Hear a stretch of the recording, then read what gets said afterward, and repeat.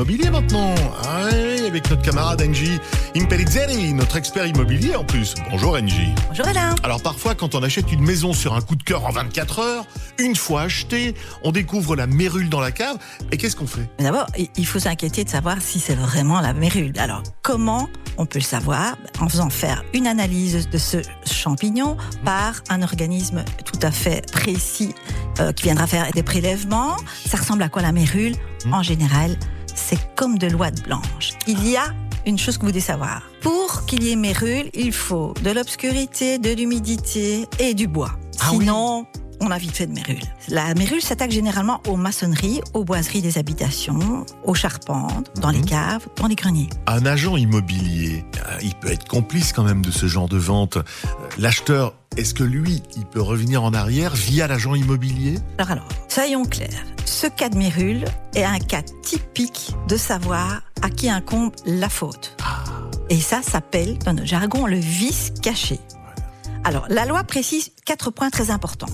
Pour qu'il y ait vice caché, il faut que ce problème, cette mérule, dans le cas présent, soit non apparent, c'est-à-dire invisible à l'œil nu, soit suffisamment important pour rendre le bien impropre à l'usage qu'on souhaite en faire.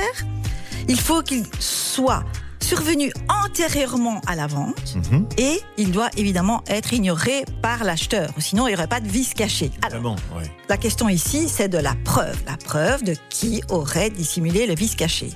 En général, l'agent immobilier étant subrogé au code de déontologie, il est obligé de signaler tout ce qui pourrait bien fonctionner ou pas fonctionner dans un bien.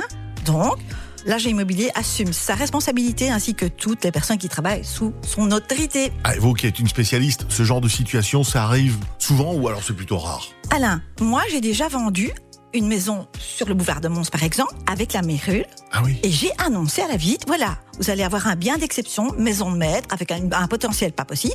Mais sachez que sur le pignon arrière et en haut, il y a la mérule. Ces gens ont fait une affaire de ouf. Parce que les propriétaires vendeurs n'avaient pas les disponibilités pour réparer ce dommage. Et quand je dis une super affaire, ils ont acheté ce bien à 50% de leur valeur. Par contre, j'ai, dans ma carrière, eu quelques suspicions de mérule. Parce que voilà, les gens essayent toujours d'avoir un giga prix, super prix, mais ça n'en était pas. Au diable la mérule. Merci Engie et très bonne journée. Merci, Alain. Au revoir.